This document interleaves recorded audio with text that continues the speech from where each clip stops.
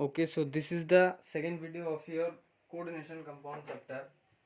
तो पिछले last topic में मैंने पढ़ाया था ambidentate ligands and ambidentate ligands के बाद चिलेटिंग लिगैंड्स. ओके, तो DMG oxalate ion, EDTA ethylene diamine, tetraacetate ion ethylene diamine, glycinato dimethyl glyoximato, ये सब पढ़ा दिया. ओके, तो सेकेंड वीडियो में कुछ क्वेश्चन सॉल्व करेंगे, जैसे कि which compounds which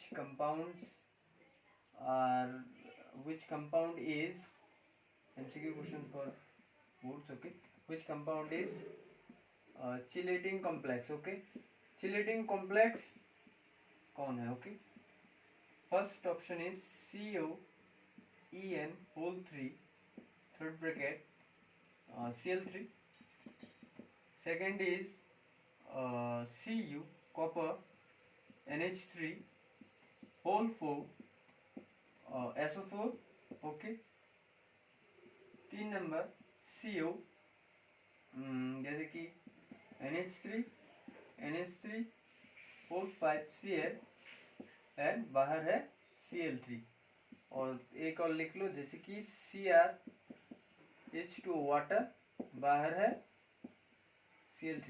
तो इन चारों में से चिलेटिंग कॉम्प्लेक्स कौन सा है? चिलेटिंग कॉम्प्लेक्स का एक हिंट था कि रिंग फॉर्म करेगा, जैसे कि ये सब ऐसे ऐसे होता था, जैसे कि कुछ ऐसा होगा, रिंग फॉर्म करेगा, रिंग. वैसे रिंग टाइप कॉम्प्लेक्स किस में फॉर्म होगा? वाटर 6 है, मतलब 6 साइड से क्रोमियम के साथ कोऑर्डिनेट बॉन्ड करेगा. एमोनिया और Cl, एमोनिया 5 साइड से और Cl एक साइड से जाके कोबाल्ट के साथ कोऑर्डिनेट बॉन्ड करेगा. ओके, और in this case 4 ammonia will go to the direction of the copper and will coordinate bond. Okay, and in this case ethylene diamine EN का फॉर्मूला है ethylene diamine. तो इन 3 ethylene diamine ऐसे जाके covalent bond के साथ ring form करके chelating complex form करेगा. And this is the correct answer of your MCQ. Okay, fine, important for also JEE exam also. तो चिलेटिंग का मेन हिंट क्या है?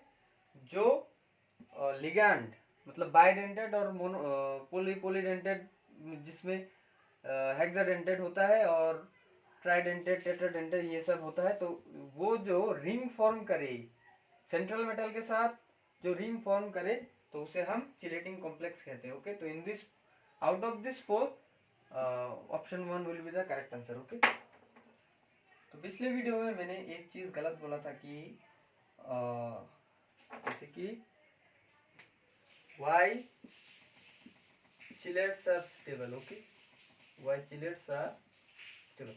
इसमें एक चीज लिखा है कि चिलेट्स नहीं, bidentate and polydentate ligands form a ring complex. As a result, the molecular vibration becomes lower, due to which the potential energy will lose. मैंने ज्यादा बोला था, this will be lose. okay, potential energy will be lose. okay, कुछ मेरे students ने बोला था कि मैंने हाई बोला था. Okay, potential energy will be low. Okay, जल्दी बोलते समय गलत बोल दिया था. Okay, so this is the correction and out of this 4 option 1 will be the correct one. Okay, after that what are the charges of this portion? Okay, तो जैसे कि चार्जेस. ओके, तो वाटर का चार्ज कितना है? Water का charge 0. Okay, ammonia का charge मतलब जो न्यूट्रल है, मतलब जिसमें चार्ज नहीं है, इसके अंदर कोई चार्ज नहीं है. The donor oxygen contain 2 lone pair and the ammonia the donor nitrogen contain 1 lone pair. This lone pair will go to the central metal for coordinate bond. okay, तो these are neutral. okay, neutral, तो charge 0 रहेगा. Okay, तो इसका use क्या है ये भी मैं बता दूंगा. ये सब यूज होगा ऑक्सीडेशन नंबर फाइंड करने के लिए और कोऑर्डिनेशन नंबर फाइंड करने के लिए. ओके, तो जैसे कि Cl minus chloride ion -1, there is a minus charge on the Cl atom, and in this part Br minus -1, okay. Oh, En is also ethylene diamine is also neutral, so the charge is 0, okay, is also neutral, okay. तो neutral compound हम कैसे find करेंगे? Neutral compound ऐसे ऐसे compound और ऐसे जो reactant और प्रोडक्ट जो भी है उसमें अगर कोई चार्ज नहीं है, जैसे कि पॉजिटिव, जैसे कि C प्लस कार्बोकेटायन, कार्बोएनायन, जैसे कि Cl minus bromide ion, bromine का जो माइनस होता है ब्रोमाइड माइनस है तो इसके ऊपर बेसिस करके -1 है, ओके। इथिलीन डाइमीन टेट्राएसीटेट जैसे कि ईडीटीए भी न्यूट्रल है, ओके। इथिलीन डाइमीन टेट्राएसिड भी न्यूट्रल है, ओके। तो वाटर, NH3, अमोनिया, En और EDTA are all neutral species, so their charge will also 0, okay. तो जैसे कि Cn माइनस, ओके, इसमें माइनस के लिखने जरूरी नहीं है, पर Cn is -1, okay, Cn is -1, fine. जैसे कि क्वेश्चन में ऐसे नहीं लिखा जाते, okay okay. Cl -1 Br -1 because their charge is -1, okay. Reason क्या है? बिकॉज रीजन है ये जब लिगैंड एज ए लिगैंड जाके Cm मतलब सेंट्रल मेटल के साथ कोऑर्डिनेट बॉन्ड करेगा तो इस ये माइनस मतलब इसमें एक माइनस चार्ज लेके ही अटैक करेगा, ओके।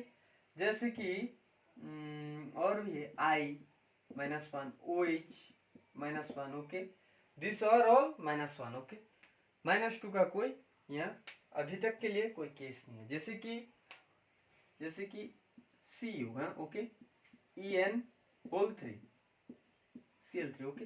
तो इसका मतलब सेंट्रल मेटल का जो ऑक्सीडेशन मतलब सेंट्रल मेटल का ऑक्सीडेशन स्टेट क्या है, मतलब सेंट्रल मेटल का जो चार्ज है इसका नाम ही तो ऑक्सीडेशन स्टेट है ना, OX, ऑक्सीडेशन स्टेट, ओके।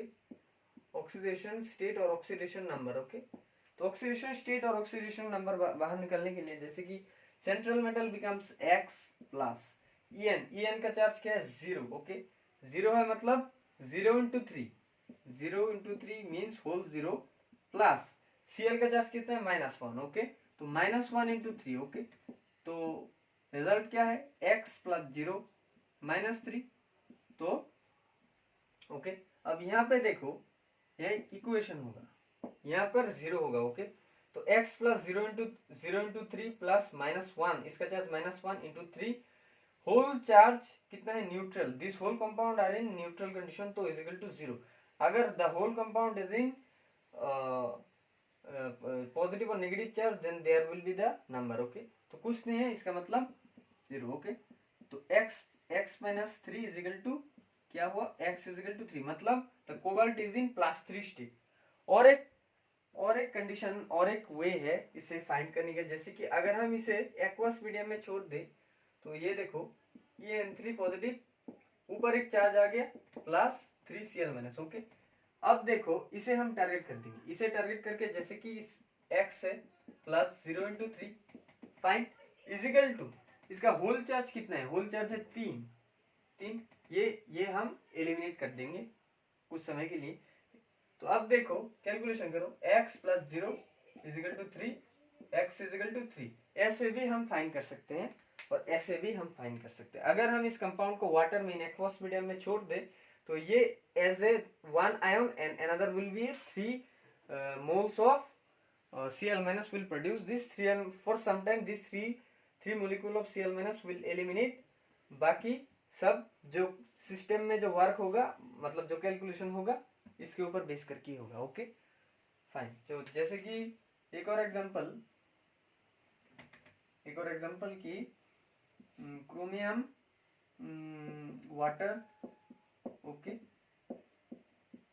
इसका ऑक्सीडेशन स्टेट कितना होगा, ओके, फाइंड करेंगे। x plus 0 into 6, 0 why because this is neutral, minus okay plus minus into 3, total whole is 0, okay fine. तो x minus 3 is equal to 0, तो x is equal to 3. तो +3 is the oxidation state of this chromium central metal. Okay, so in this way we will find the rest of the things. BrClO जो minus minus वाला case है वो सब मैंने लिखा दिया है, और जो इम्पोर्टेंट EDTA भी 0 है because it is a neutral. Okay fine. जैसे कि ग्लाई, देखो ग्लाई इज -1. वाई ग्लाई इज -1? देखो ग्लाई का स्ट्रक्चर, ग्लाइसिनेटो का स्ट्रक्चर क्या है, NH2 और यहाँ पर माइनस, इस एक माइनस की वजह से ये -1 है. Okay same DMG is also same. Okay, DMG is also same, -1. Okay, DMG is also -1. Okay, oh नहीं गलत बोला, DMG -1 नहीं, DMG is 0. Okay, DMG लिख लो 0, DMG भी न्यूट्रल है. Okay okay fine. तो this are the charges of this part. Okay fine, मिटा रहा हूं. ओके, ऑक्सीडेशन नंबर फाइंड करना हमने सीख लिया. Okay fine. तो अब हम पढ़ेंगे एल्फ्रेड वार्नर के theory. Okay, what are the postulates of Werner's theory. Okay, Werner's theory is important for board examination, not for JEE.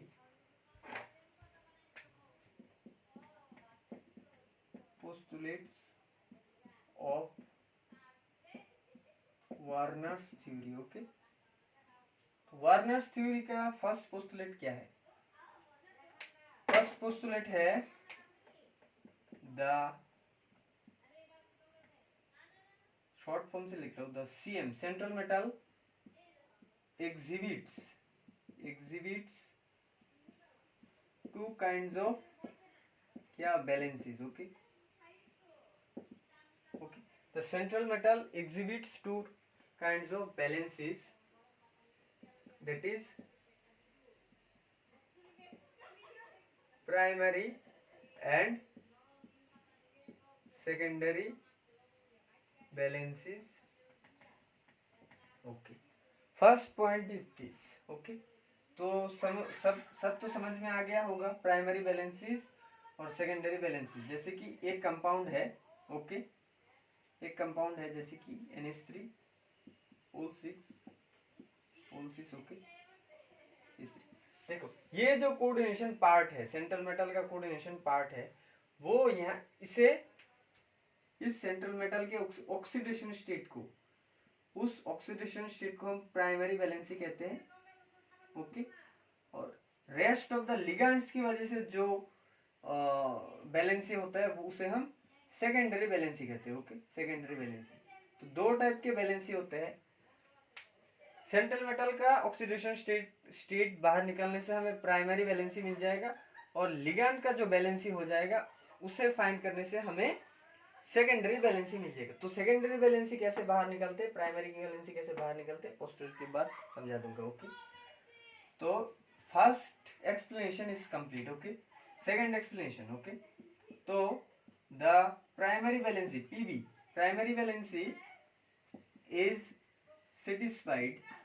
satisfied by oxidation number.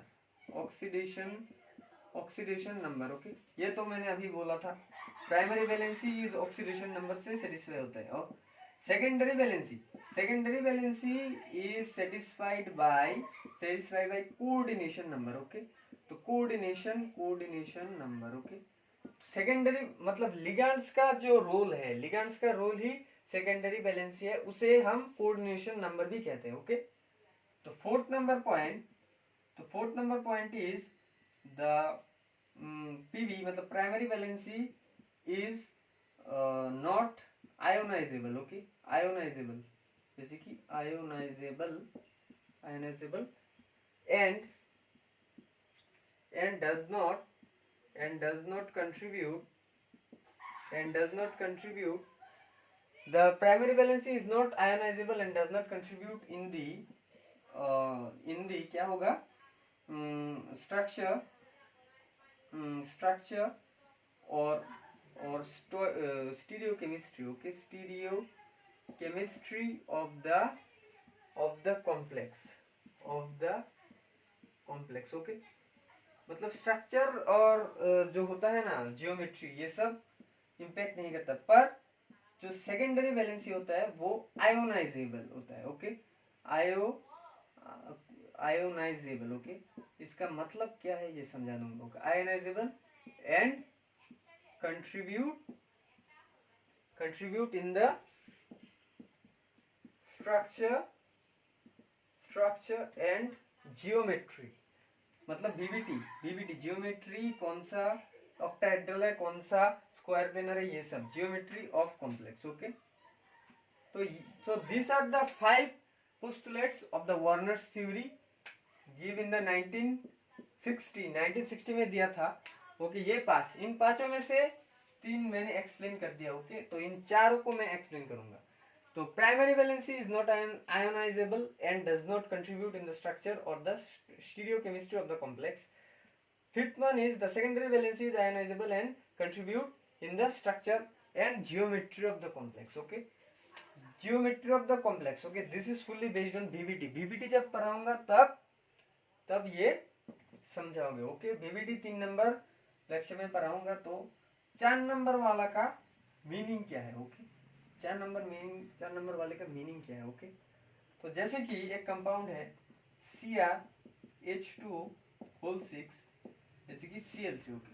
अगर हम इसे वाटर में छोड़ दे तो क्या होगा, तो Cr क्रोमियम होल 6, ओके। यहाँ पे देखो 3+ और 3Cl-, ओके। नॉर्मल जैसे कि NaCl है, पानी में छोड़ दिया तो Na+ और Cl-। In this way this also, अगर हम पानी में इसे छोड़ दे तो ये ऐसा आयोनाइजेबल हो जाएगा। तो प्राइमरी वैलेंसी वाला मतलब दिस, मतलब ये जो, मतलब जैसे कि प्राइमरी वैलेंसी मतलब अगर हम इसे पानी में छोड़ दे, ऐसा नहीं है कि क्रोमियम अलग हो जाएगा, जैसे कि क्रोमियम अलग हो जाएगा, फिर वाटर भी अलग हो जाएगा, एज ए वो हमने वो डबल सॉल्ट की तरह, ओके। डबल सॉल्ट की तरह पूरी तरह अलग नहीं हो सकता, पर जो कोऑर्डिनेशन स्पेयर के अंदर है वो एक साथ ही रहेगा, और जो बाहर है वो और कोऑर्डिनेशन स्पेयर से दूर हो जाएगा, ओके। इलेक्ट्रोस्टैटिक फोर्स से दूर हो जाएगा, okay. This is also a kind of electrostatic energy, okay. अगर पानी में छोड़ दिया, आयोनाइज कर दिया, तो इलेक्ट्रोस्टैटिक एनर्जी कम हो जाएगा, okay. This is the concept. तो मीनिंग समझ में आ गया। तो does not contribute in the structure and stereochemistry of the complex, okay. मतलब ये जो होता है, ये और इन दोनों, ये एक ए पार्ट है और दूसरा एक बी पार्ट है। ये ए बी पार्ट जियोमेट्री और स्टीरियोकेमिस्ट्री इनके नहीं होते। जियोमेट्री स्ट्रक्चर ये सब होता है इसके अंदर, मतलब इसके अंदर, ओके। जो फिफ्थ लाइन लिखा है, secondary valency is ionisable, okay. Secondary valency is ionisable, okay. And sorry, एक चीज मैंने गलत बोला, ओके। पोस्टुलेट में एक चीज ठीक कर लो, primary valency is ionizable and secondary valency is non ionizable, okay. एक चीज यहाँ करेक्शन कर लो, गलत बोला। तो प्राइमरी वैलेंसी मैंने क्या बोला था, दिस आर आयोनाइजेबल, मतलब आयोनाइज हो गया। अब सेकेंडरी वैलेंसीज वाला क्वेश्चन देख लो, secondary valencies is not ionizable, मतलब इसमें जो ये दो होता है, मतलब इन दोनों को हम अलग नहीं कर सकते, ओके।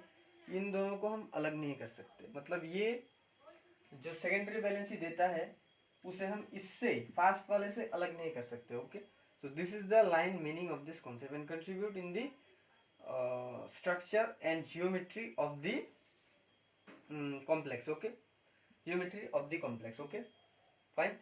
तो ये जो सेकेंडरी वैलेंसी होता है इसका हम जियोमेट्री, जैसे कि ये सपोज जैसे कि वाटर यहाँ पे है, यहाँ पे एक से है, यहाँ पे एक से है, यहाँ पे एक से है, यहाँ पे एक से, मतलब this are secondary valencies are contribute in the structure of the compound, okay, fine.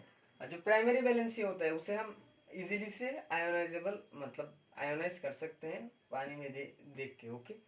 ये दो देखो सेपरेट हो गया, ओके। इजीली हम आयोनाइज कर सकते हैं, पर डज नॉट कंट्रीब्यूट, मतलब इन दोनों का A+B का कोई जियोमेट्री ये सब नहीं होता, ओके। तो this are the meaning of this line. तो सेकेंडरी वैलेंसी कैसे फाइंड करते हैं दिखाता हूँ। Postulate of Werner's theory is important for board examination. आएगा ही आएगा। ओके, तो देखो जैसे कि Cr वाटर है, ओके, Cl3। अगर क्वेश्चन आया what is the Pb primary valency and secondary valency of the compound, ऐसा आएगा तो प्राइमरी वैलेंसी क्या है, डायरेक्ट सेंट्रल मेटल का ऑक्सीडेशन नंबर। ओके, तो इसका ऑक्सीडेशन नंबर क्या है, x plus 0 into 6, why 0, because water is a neutral, is equal to, oh sorry, not is equal to -3, -3 क्यों, -1 into 3 3 प्लस माइनस से minus. Okay, the whole molecule is in neutral condition, तो x minus 3 is equal to 0, तो x is equal to +3, यहाँ पे plus देने का कोई मतलब नहीं, तो Pb is +3। ओके, अब सेकेंडरी वैलेंसी का फॉर्मूला लिख लो, सेकेंडरी वैलेंसी और कोऑर्डिनेशन नंबर, सेकेंडरी वैलेंसी और कोऑर्डिनेशन नंबर, सेकेंडरी वैलेंसी और coordination number, anything you can say. तो number of density, sorry number of ligands into density. Okay, तो देखो इसमें नंबर ऑफ लिगैंड कितने, मतलब how many number of water molecules are attracted, मतलब directed to the central metal, there is 6, तो 6 into water is a monodentate और bidentate ligand, मैंने लिखा था water is a monodentate ligand, तो 6 into 1 is 6, तो Sb मतलब कोऑर्डिनेशन नंबर इज +6। ओके, अगर एग्जाम में पूछे what is the Pb and Sb, तो you will write this, Pb is मतलब primary valency is +3, secondary valency is +6। Okay, अगर exam में पूछा कि summation of Pb and Sb मतलब टोटल सम ऑफ बोथ मतलब Pb प्लस Sb का result कितना है, मतलब 3 + 6 कितना है। Okay, 3 + 6 is 9। अगर एग्जाम्स में मुझे what is the Pb and what is the Sb, तो this is for 1 mark, this is for 1 mark and this is for मतलब 3 मार्क का एक क्वेश्चन। ओके, ये कंपाउंड देके पूछेंगे what is the Pb, what is the Sb and what is the summation of Pb and Sb। Okay, तो जैसे कि suppose एक और compound CO NH3 Cl, okay, Cl3। Okay, जैसे कि इसका ऑक्सीडेशन स्टेट फाइंड करो, x plus 0 into 5 is 0, -1 sorry -3 is equal to 0, तो x is equal to कितना हो, +4। ओके, तो इसका ऑक्सीडेशन नंबर इज +4 और ऑक्सीडेशन स्टेट इज +4, मतलब Pb इज +4। ओके, तो इसका Sb कितना है, Sb देखो नंबर ऑफ लिगैंड, यहाँ पे लिगैंड 5 है, लिगैंड 1 है, कोऑर्डिनेशन पेयर के अंदर मैंने बोला था ये जो अगर सेंट्रल मेटल हो गया तो rest of the part coordination pair के अंदर लिगैंड जैसे बिहेव करेगा। ओके, तो 5 NH3 मतलब एमोनिया और 1 Cl, मतलब लिगैंड नंबर इज, यहाँ पे देखो लिगैंड नंबर कितना है, 6। ओके, अब होगा डेंसिटी, तो अब देखो डेंसिटी, ये monodentate, this is also monodentate, NH3 and Cl-। Okay, तो मतलब 1, तो coordination number and secondary valency is, और सेकेंडरी वैलेंसी इज 6। ओके, तो summation of this compound of coordination pair, summation of this part is Pb plus Sb, okay, is 4 plus 6 is equal to 10. So this is the result. Okay, here its summation of Pb secondary valency plus primary valency is 10 and here is 9. Okay, so in this way we will find the ये secondary valency and for exams important for. Okay, एक और जैसे कि निकल टेट्राकार्बोनिल most important. Okay, तो इसका Pb कितना है, x plus 0, x plus 0, total is 0 means 0। अच्छा, न्यूट्रल स्पीसीज में इसे भी ऐड कर लो, carbonyl is also neutral. Okay, तो Pb is 0. Okay, Pb is 0. After the secondary valency, number of ligands कितने हैं, 4। Okay, and its density is 1. This is a monodentate ligand. Okay, तो the SB secondary valency और coordination number is 4. Summation of PB plus SB कितना हुआ 0 plus 4 is equal to 4. Okay, so this is the right answer. The summation of pb is 4.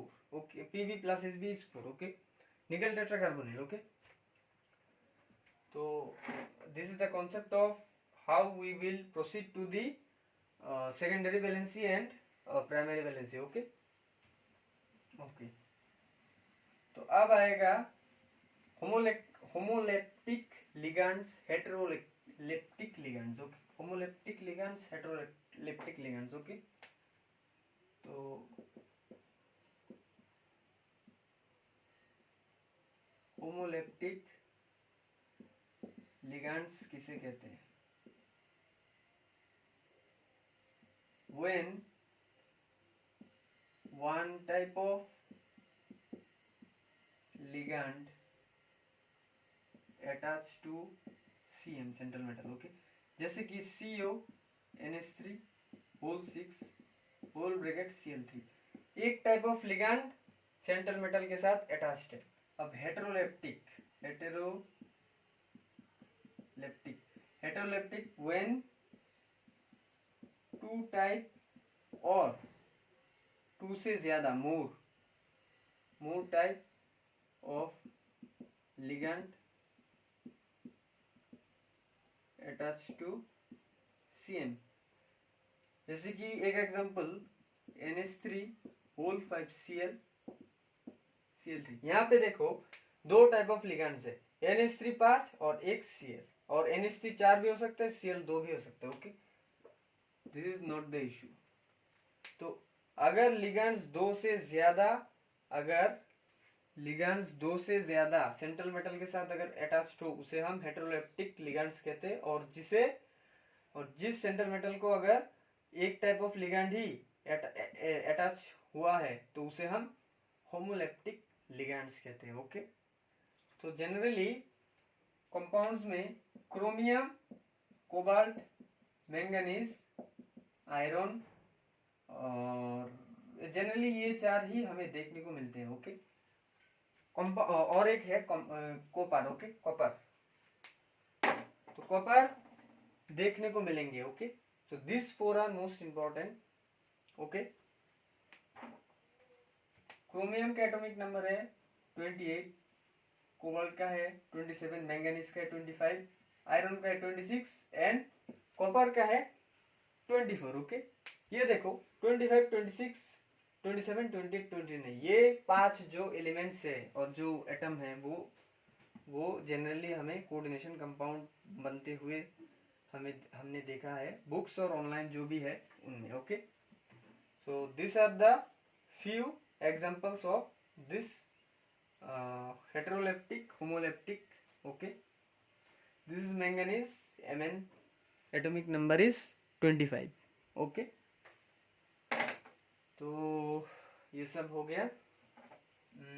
Okay, हाँ, CO carbonyl भी carbonyl लिख लो एक जगह. Carbonyl की 0. Okay, neutral, charge neutral है. Okay, और जनरली और NH2. ओके, अच्छा, तो एक चीज इंफॉर्मेशन लिख लो, CO इज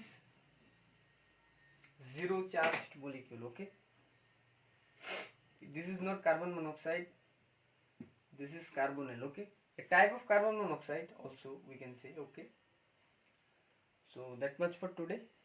thank you. तो इस वीडियो में मैंने ये सब एक्सप्लेनेशन जैसे कि SB secondary valency, primary valency और हेटेरोलेप्टिक, होमोलेप्टिक लिगेंड्स किसे कहते हैं वो एक्सप्लेन कर दिया. कैसे कोऑर्डिनेशन नंबर फाइंड करते हैं, कैसे ऑक्सीडेशन नंबर फाइंड करते हैं, वो सब मैंने दिखा दिया. तो that much for today. Thank you.